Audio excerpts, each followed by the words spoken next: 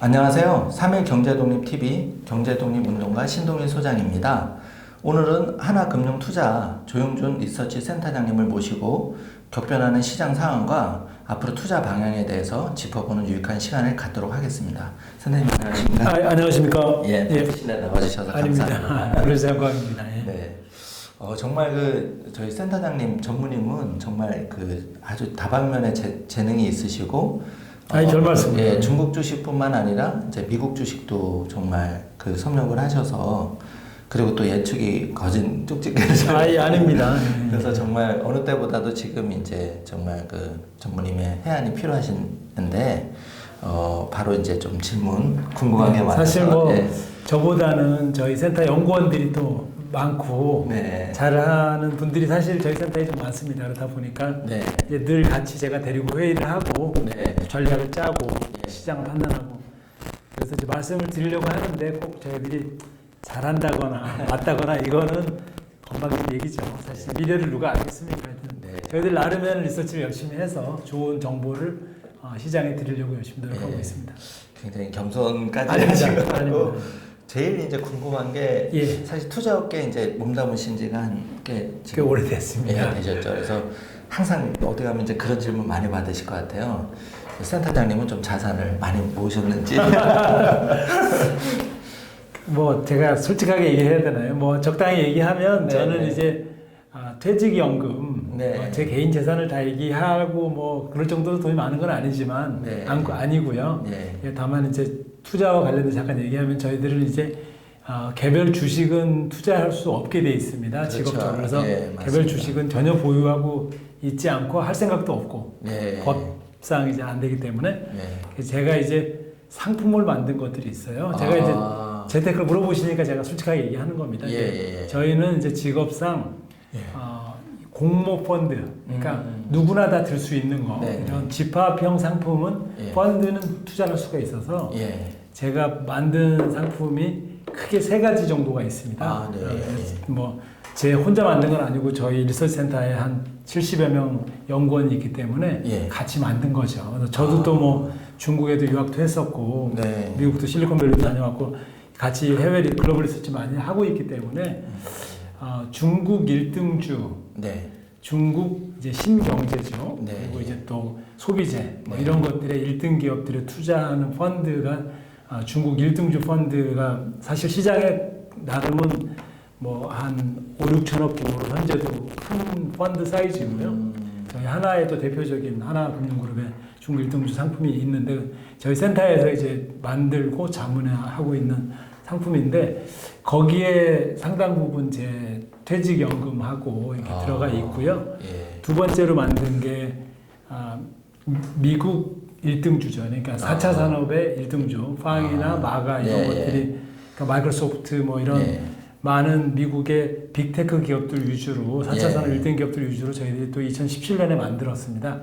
중국 1등주 상품을 2014년에 만들었고요. 그래서 고기도 좀 많이 들어가 있고 또 이제 가장 최근에는 4차 산업 리츠 좀 오늘 또 말씀 소개해 드리겠지만 산업혁명 시기에 철도 산업이 있었다 그러면은 지금은 5G 인프라라든지 데이터 센터라든지 4차 산업을 하기 위해서는 반드시 필요한 인프라가 있거든요. 이 인프라 펀드는 약간 중립형이에요. 인프라이기 때문에. 그 중립형이란 말에 대해서 설명드리겠지만 그게 이제 세 번째 저희 센터 상품인데 저는 그 세 가지 상품에 골고루 들어있는데 지금까지 팔리고 있다는 거는 성적이 나쁘지 않고 중국 1등주 같은 경우는 그냥 딱 숫자를 말씀드리기 좀 그렇고 저희가 2014년에 만들었는데 지금 한 5, 6년 된 거죠. 지금 2배는 넘었습니다. 그러니까 기준가가 1,000원으로 시작하는데 지금 2,000, 한 2,300원 되니까 2배는 조금 많이 넘었고요.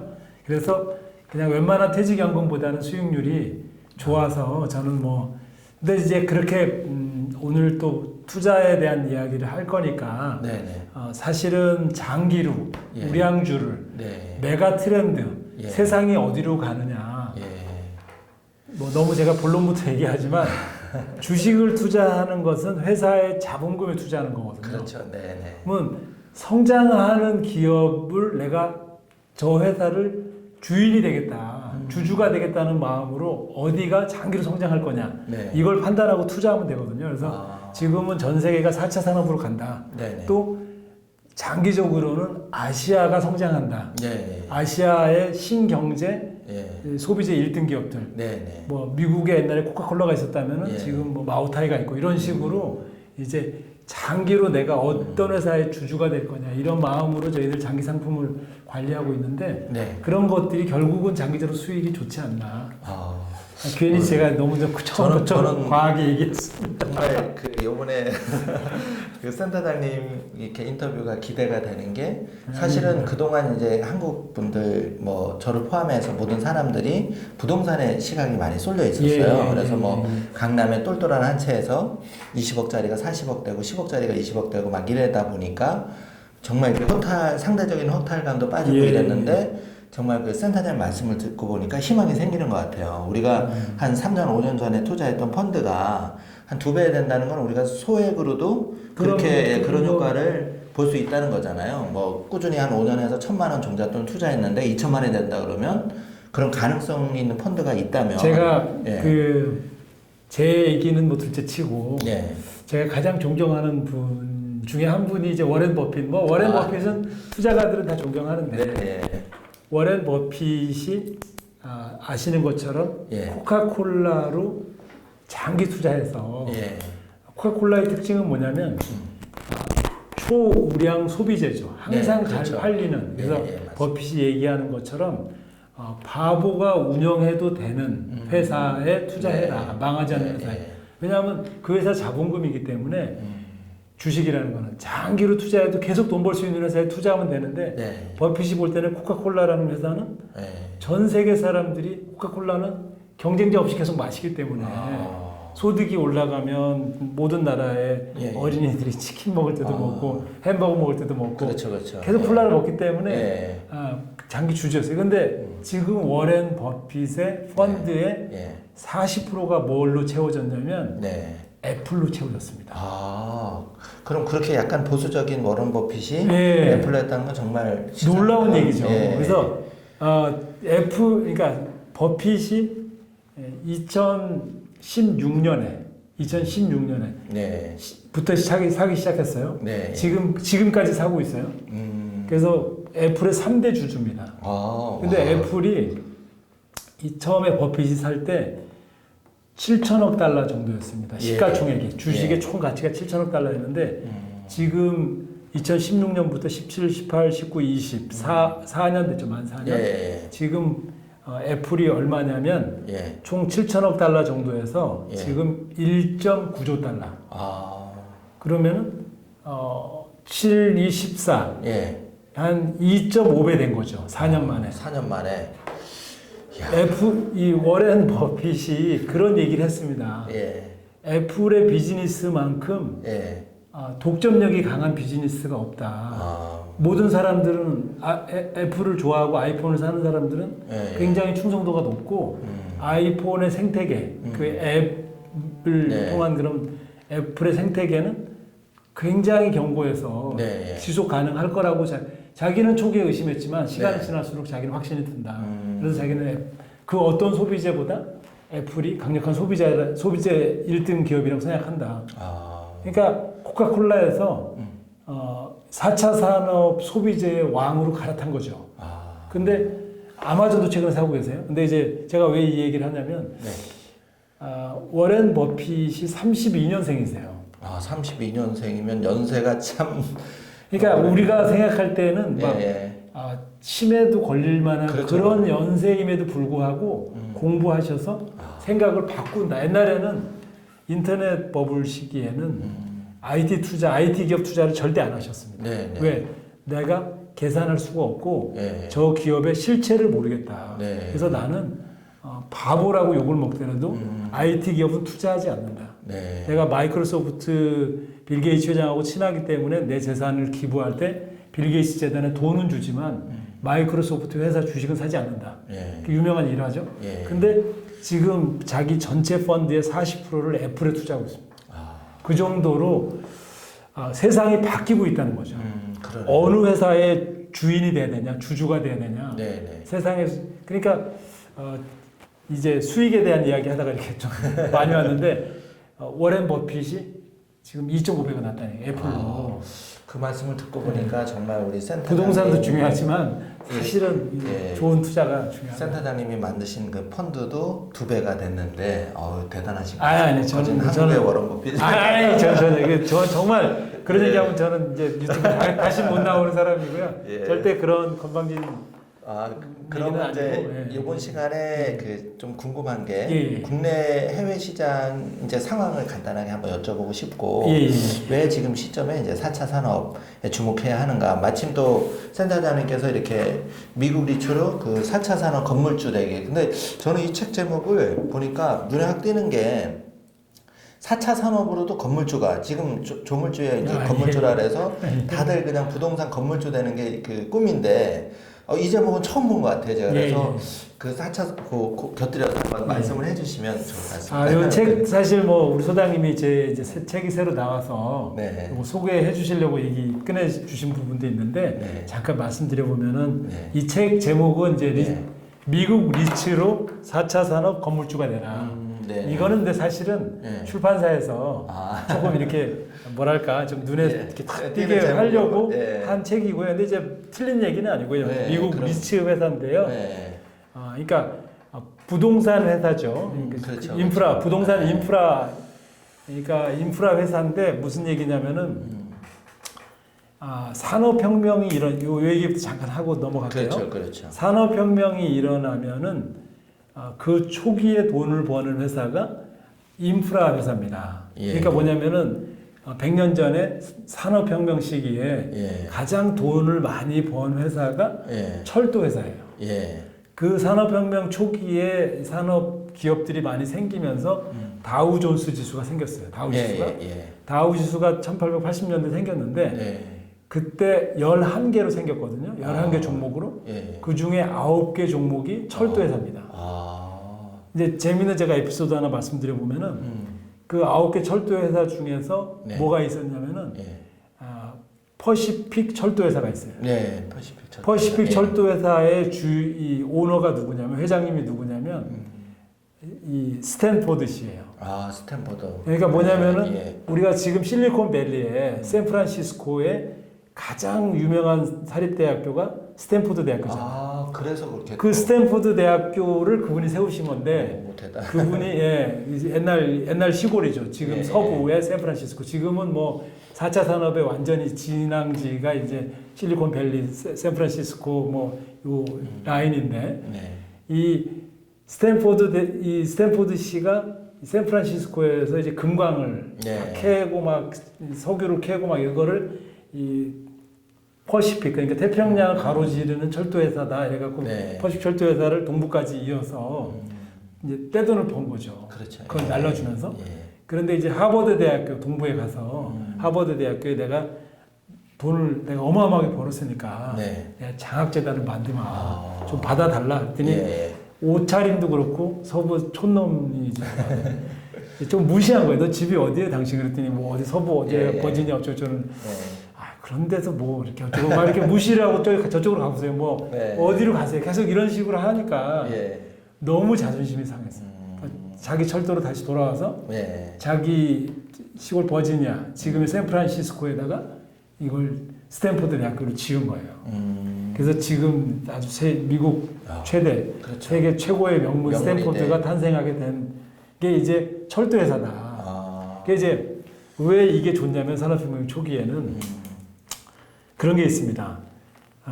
중립형 사업자라는 게 있어요. 중립형 사업자. 인프라, 부동산의 특징이죠. 뭐냐면 4차 산업도 변동성이 굉장히 커요.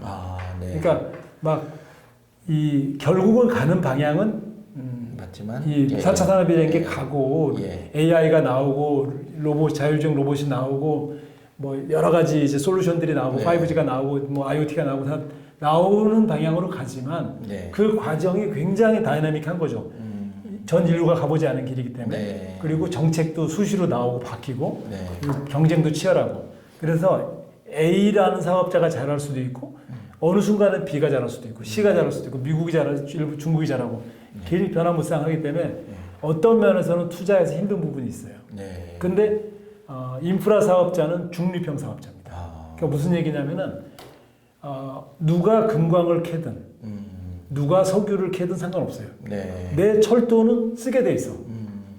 그러니까 우리가 어떤 인터넷 회사에 투자하느냐는 굉장히 어려운 분석을 해야 될 부분도 있고 그렇죠. 계속 팔로우업을 해야 돼요. 예. 시기에 따라서. 예. 근데 인프라 회사는 그 인프라를 먼저 깔고 딱 독점을 하고 있으면 어차피 계속 이용하기 때문에 그래서 이제 산업의 성장만큼은 그 이상은 벌고 리스크는 좀 낮고 중립형. 예. 그래서 중립형이라는 거 예를 들면 그런 거죠. 미국은 통신 5G 인프라 타워 회사가 리츠가 있어요. 네. 우리나라는 SKT, KT, LG U+가 각자 통신 인프라 타워를 세워서 거기에 통신 장비를 꽂아서 5G를 앞으로 해 나가겠죠. 지금 4G를 했고. 근데 미국은 4G도 그랬고 5G도 지금 그렇게 할 건데 뭐냐면 너무 땅이 넓어서 통신 회사들이 직접 안 합니다. 그렇구나. 네. 중립형 리츠들이 돈을 모아서 통신 인프라 타워를 세워주면 미국의 통신 1사업자, 2사업자, 3사업자, 4사업자가 다 그 통신 장비를 다 써요. 어차피 어차피 타워를 만들어놨으니 거기 다 꼰단 말이에요. 1, 2, 3, 4가. 그러면 4가 1이 되든 3이 1이 되든 1이 1이 되든 이 타워 사업자는 아무 상관없어요. 그냥 어차피 쓸 거니까. 누가 써도 쓸 거니까.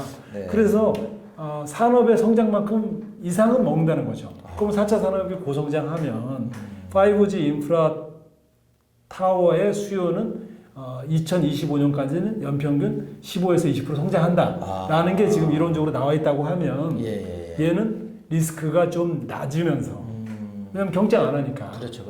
리스크가 좀 이 지역은 내가 인프라 나밖에 없으니까 하면서 이 산업의 성장을 유지하기 때문에 저희들이 보니까 초기에는 4차 산업 인프라 리츠를 투자하는 게 좋겠다.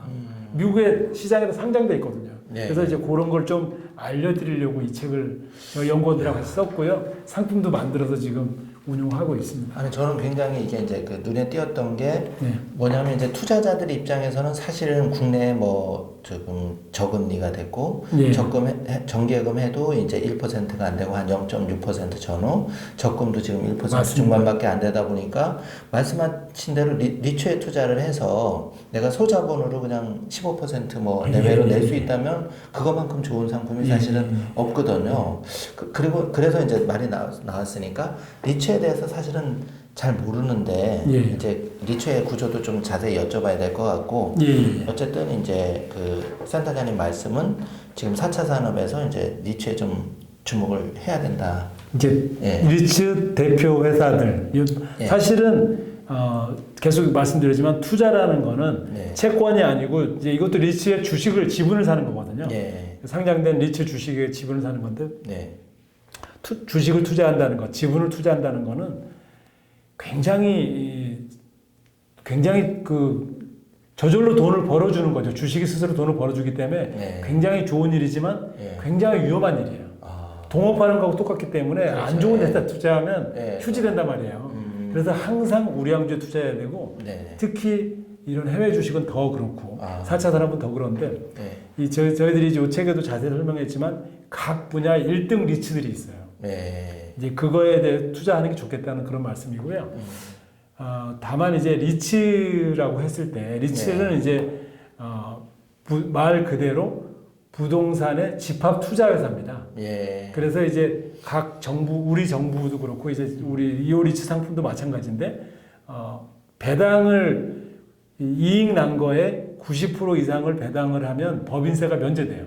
세금 면에서. 그래서 이제 그래서 이익이 다 배당으로 나오기 때문에 배당형 상품이라고 보통 얘기하고 있고 또 이 펀드에 투자하게 되면 9.9%로 분리과세를 또 정부에서 해줍니다. 펀드에서 나오는 수익도.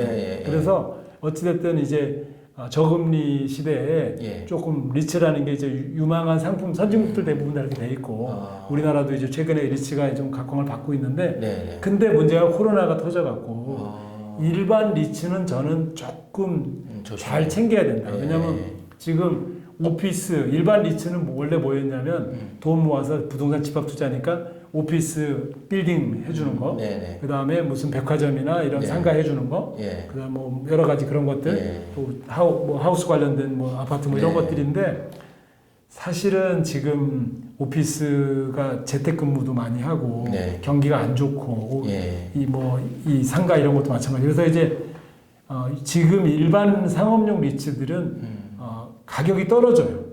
그러시구나. 그럴 리스크가 있어요. 그래서 네. 그건 좀 조심하시고, 그러니까 나쁘다는 건 아니고 그건 개별 리츠들 공부를 잘 하고 들어가셔야 된다는 얘기고, 네. 오늘 제가 말씀드렸던 거는 4차 산업 리츠. 왜냐하면은 리츠나 인프라 이런 것들은 그 산업의 수요만큼 성장합니다. 그래서 중립형인 부분이 있기 때문에 고성장 산업의 리츠를 투자하셔야 됩니다. 반드시. 고성장 산업의 리츠. 그렇죠. 예. 그거는 또 자세한 거는 책 속에 나와 있다. 이제 그렇습니다. 후반부에 또 말씀을 또 이따 다시 드리겠지만. 말씀드리고. 예. 그럼 이제 하나 딱 질문을 드리고 싶은데, 그러면 지금 부동산에 앞으로 10년을 투자해서 꼬마 빌딩의 주인이 될 확률과 말씀하신 대로 미국 리츠라든지 국내 리츠 유망한 데 투자해서 그런 건물주가 되는 역할을 봤을 때 어디가 좀 전망이 좋다고?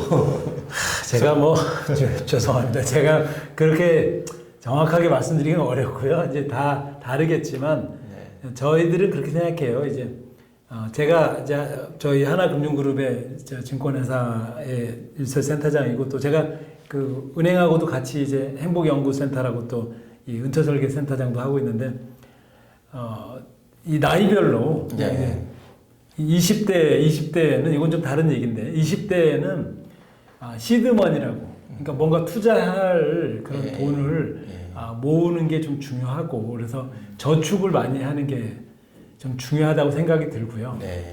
이제 그러기에는 이렇게 소액으로 펀드 같은 것도 좀 좋고 아니면 뭐 하여튼 여러 가지 돈을 모으는 게 일단 제일 중요하고. 그렇죠.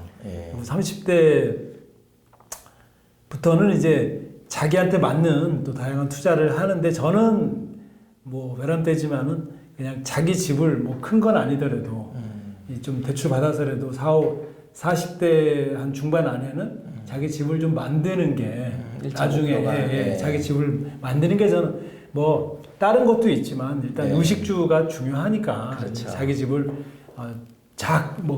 무슨 막 그걸로 떼돈을 벌려고 집을 마련하는 게 아니고 그렇죠. 자기가 살 집을 마련하는 거는 저는 이게 뭐 강남 아파트 사겠다 이러면 힘들죠. 근데 그렇게 안 하고 당연히 뭐 신도시 이런 데서 시작한다고 생각하고 집을 마련하고 그리고 이제 또 다양한 재테크 상품을 하는 거는 저는 굉장히 그래서 저축을 하고 투자하고 이런 건 굉장히 좋은 습관이라고 생각하고요.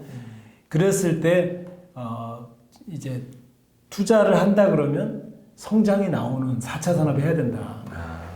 저는 사업을 하더라도 4차 산업에 해야 된다고 생각하거든요. 취직을 하더라도 할 수만 있다면 4차 산업에 해야 된다. 투자를 하면 무조건 4차 산업에 해야 된다. 그게 미국이든 중국이든. 왜? 거기가 성장하니까. 그렇죠. 왜? 투자라는 거는 주인이 되는 거. 그 기업의 주인의 일부가 되는 거니까. 그렇죠.